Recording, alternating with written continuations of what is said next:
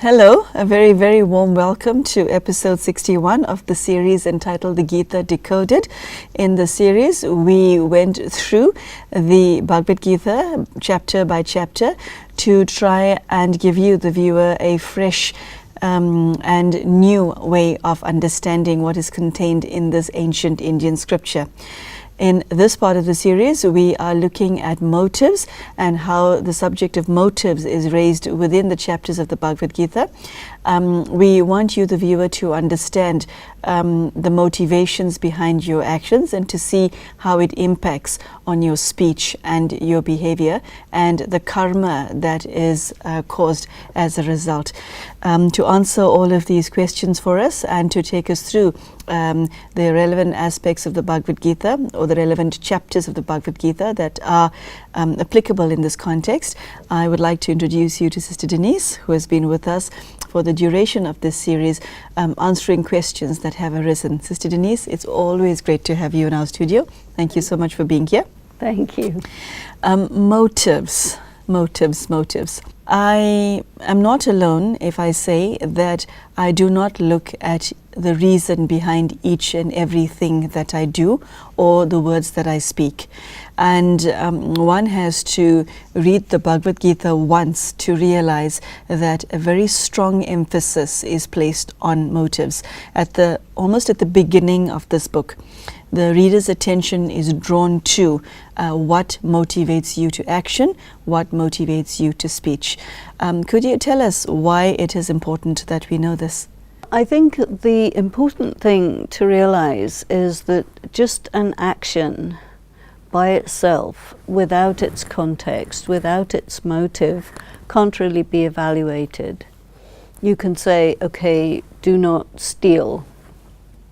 And then a corporation will say, well, I have to because of my shareholders.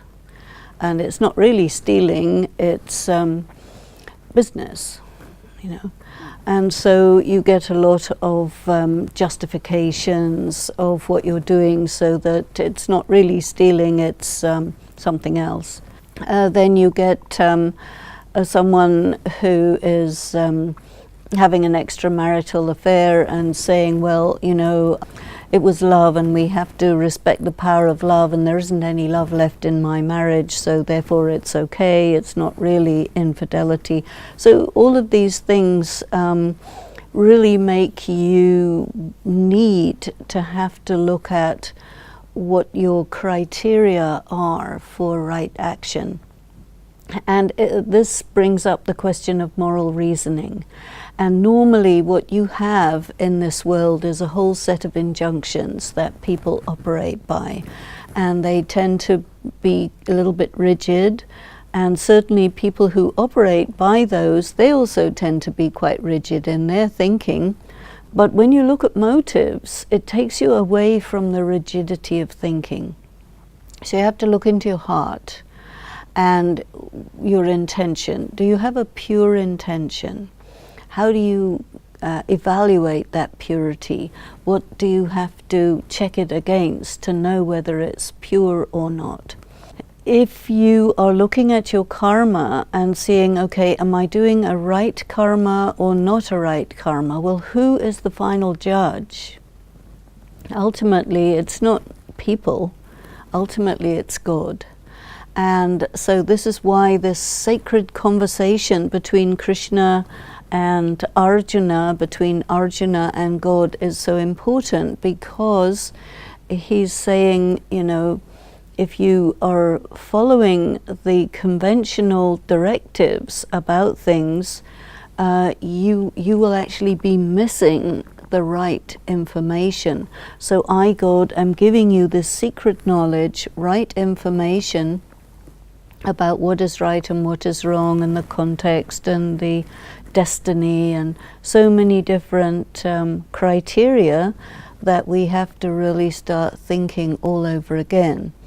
The problem is that people have difficulty with this, and so it's easier to just make a reference to existing prevailing social attitudes or laws and then stay within that. But then there are many instances where the voice of conscience will say, that's not right.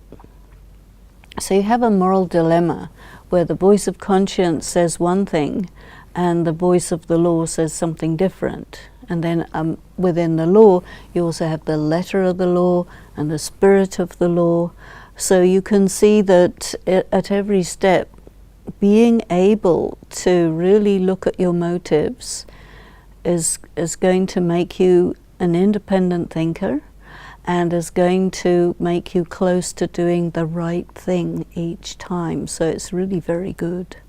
Sister Denise, could you tell our viewers what impact your motive has on the quality of the action that you perform? Everything has been described as sattvic, rajasic and tamasic.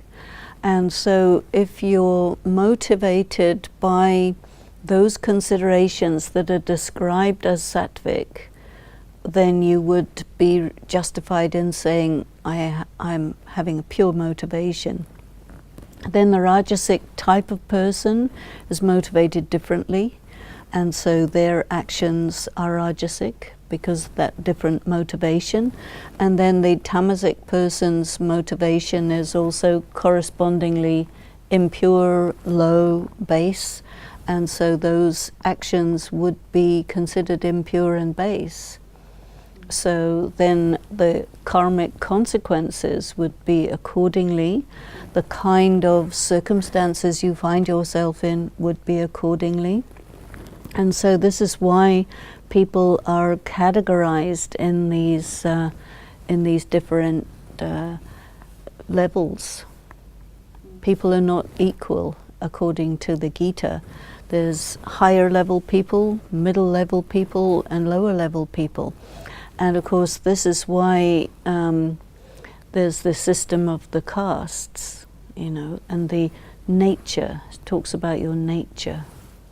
Sister Denise, we are being watched by individuals who are born into a certain race, born into a certain culture, born into a certain religion, and within that, within your family education as well as your worldly education, we learn a set of values of what is right and what is wrong, okay, above and beyond our own sense of what is right and what is wrong.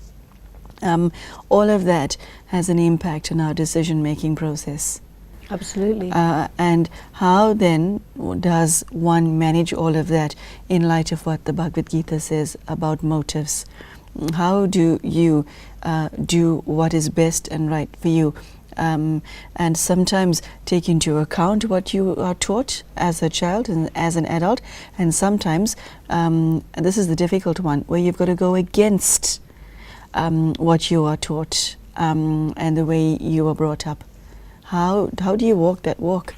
It's a difficult one because as a child you absorb whatever are the value systems of your parents and the society in which you grow up. But once you start to become a teenager, maybe once you start to be exposed to things that may shock you or don't gel with your inner ethical process, do not correspond to the voice of your conscience, then you find yourself in quite a difficult situation, because you will see that what you think is right, everybody else around you thinks is wrong, and vice versa. So it makes you an outsider. And that's difficult because people want to be part of, they want to belong. But if you belong to a group whose prevailing social attitudes do not correspond to your conscience, then to be true to yourself, you have to be an outsider.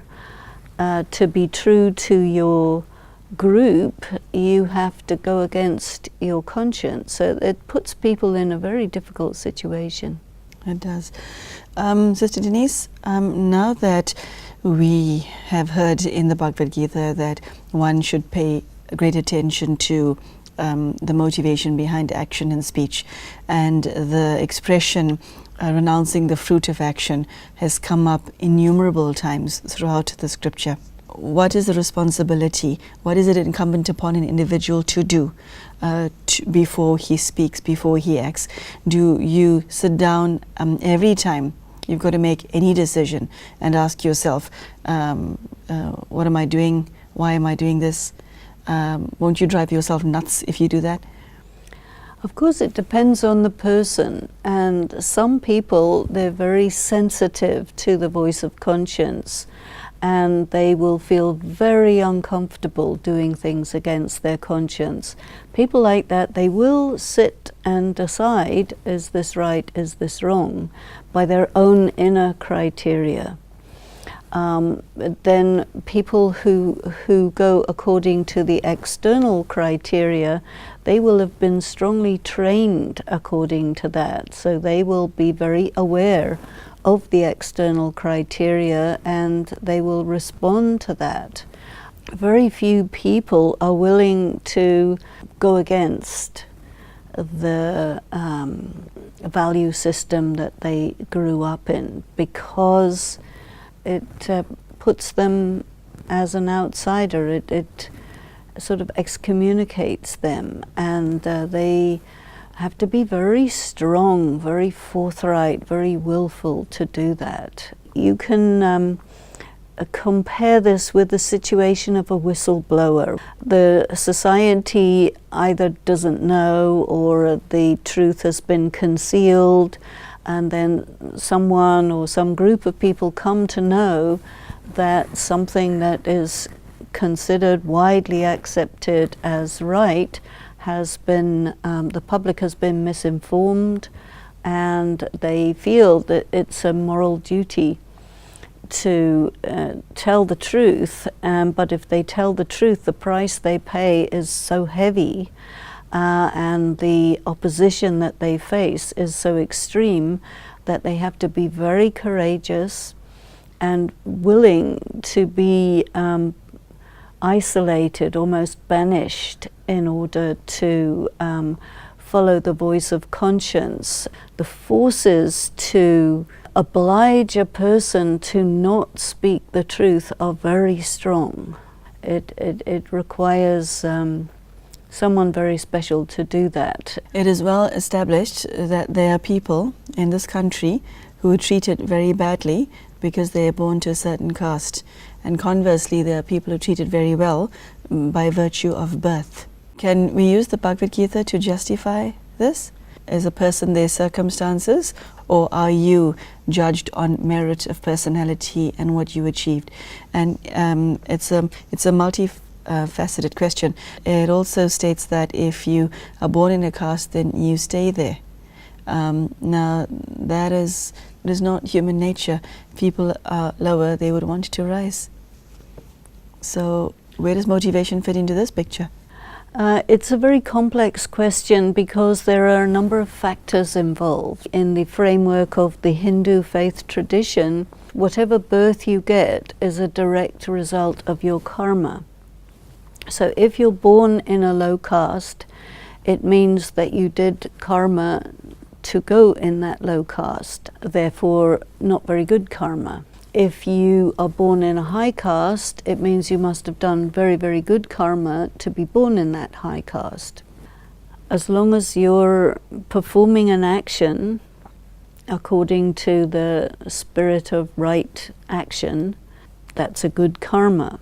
But there may be karmic accounts that come from other times. So you have a lot of mixture of good karma, bad karma, karmic consequences that come from a long time ago. You may do a very good karma now, but the consequences of it will come way in the future. So it's the philosophy of karma is very, very difficult for people to work out. In the Bhagavad Gita, it does mention that whatever caste you're born in, you must remain with that dharma, with that caste duty. And one of the things that comes up very much in the environment of Hinduism where people are less educated is the force of superstition is enormous. And someone, a religious authority, can introduce an idea which may be biased against a certain group of people, and everyone will accept it without question because they're not used to questioning these things. If somebody is a good judge of character, that's very much an advantage. So I think what we're trying to do here is get people to think and get people to realize that everyone is a child of God and everyone is different. But if I treat somebody badly, that would be my negative karma.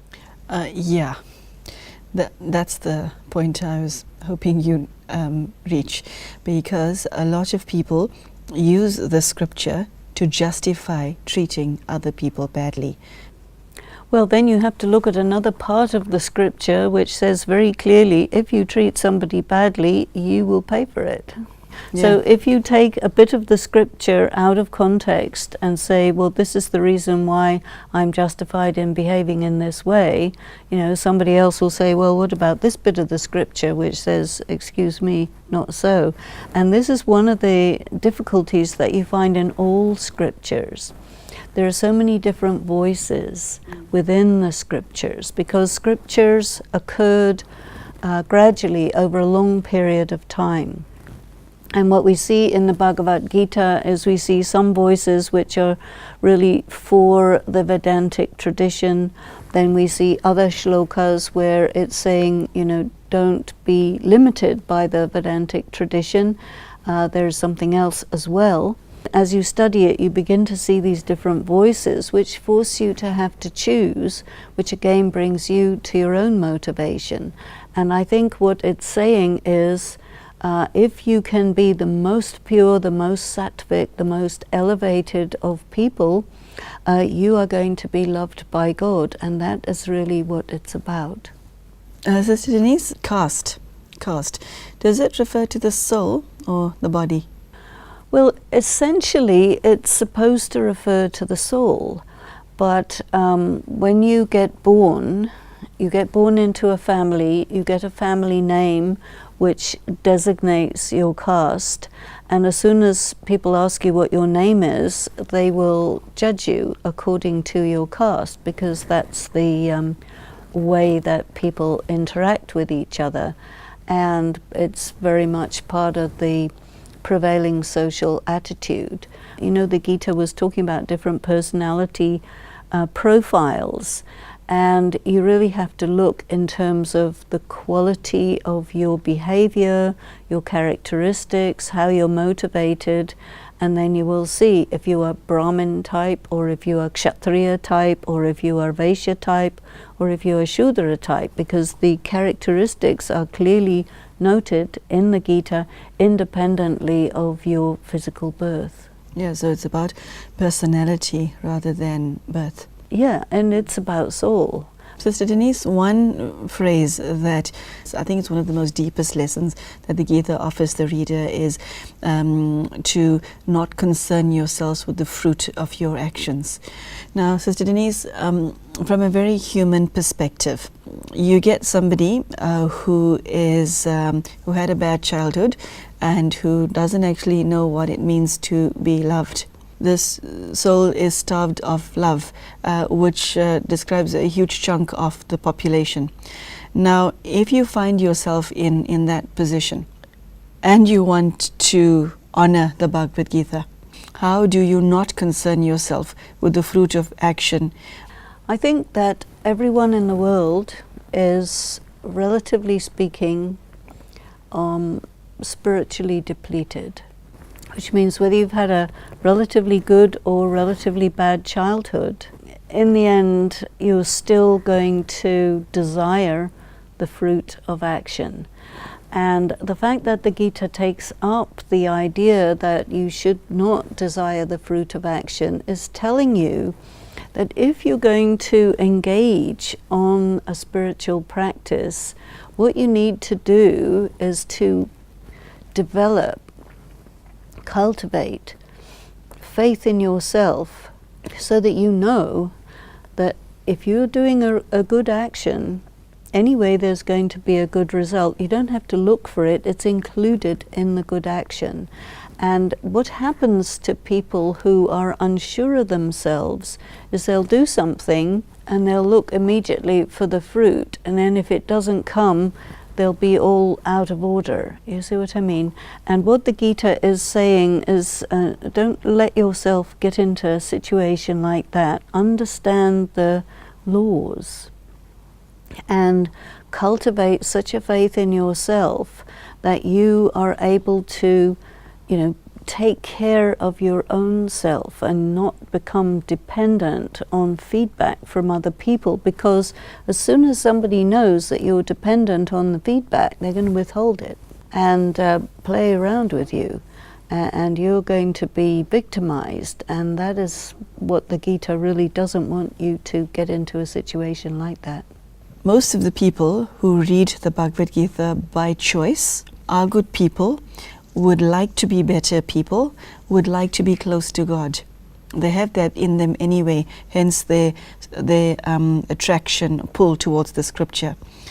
How do they set about their internal processes so that their choices become such that almost every action they perform brings good karma and not the bad type of karma? A person who grows up in a family where the Gita is read, they will have exposure from childhood, and they will be told about the knowledge of the Gita by their parents, by the religious leaders who their family is associated with. So they'll know, and they may be taught a few shlokas like that, just as anyone in any faith tradition has exposure. But I think that somebody who isn't born into a Hindu family which studies the Gita, who may be born in a different faith tradition, they will come upon the Gita through their studies or some friend or something like this. And so they will come at it from a different angle, and also in a little bit more mature years, and they will look at it as a piece of literature. In a sense, this is what we've been doing in this series, looking at it as a piece of sacred literature. A person who grows up with the Gita will have a relationship with the Gita that changes over time. So I think it's a little bit difficult to give a hard and fast answer about it, but certainly the Gita is very deep. And a lot of the people that I've spoken to who have grown up around the Gita haven't actually read it. I ask people, have you read the Gita? And they will say to me, yes, but I've read a few bits of it. Because the Gita is deep. Now, we've been working with a translation from Sanskrit into English, which means it's very accessible to us. But most people who grow up in India, they may not know Sanskrit, you see. So you can't really read the Gita if you don't know Sanskrit. And then there are people who learn parts of it by heart, maybe as part of a school lesson or something like this. So the way in which people come to it is going to vary a great deal according to their age, their social structure, if they're an intellectual family, a poetic family, a business family. There are so many strands of Hinduism and so many different kinds of relationships with the Gita and with the other scriptures. And the Gita is part of a larger epic, which is the Mahabharata. And there are some people who think that, well, if you read this, it's going to create conflict in the family. So then they won't. They'll sort of know some of the ideas, but they won't sit down and read it because there's superstition that comes into it. I think the angle that we're looking at it from is definitely going to be colored by the context of our own literary, religious, and cultural background, you see. So we're looking at it in terms of morality, in terms of rightness, wrongness, in terms of how does God communicate with humanity, and what is all of this, the symbolism and so on. Okay, Sister Denise, I think we say goodbye to you right now because this is the end of this episode, unfortunately. Thank you so much for sharing what you did. There you go, brothers and sisters, what is meant by the subject of motivation. And the question that I would like to leave with you is, what motivates you to speech? What motivates you to action? And the Bhagavad Gita is very clear. If you do something with negative intentions, you will pay a negative price for it. You will be accumulating bad karma. It is as simple as that. It's a law that if you ignore it, it will be at your peril.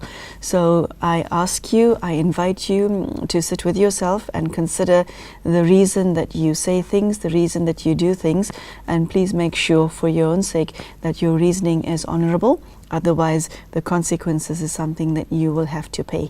So thank you so much for joining us, and thank you, Sister Denise. Thank you. It's been great to spend the half an hour with you. Take care and goodbye.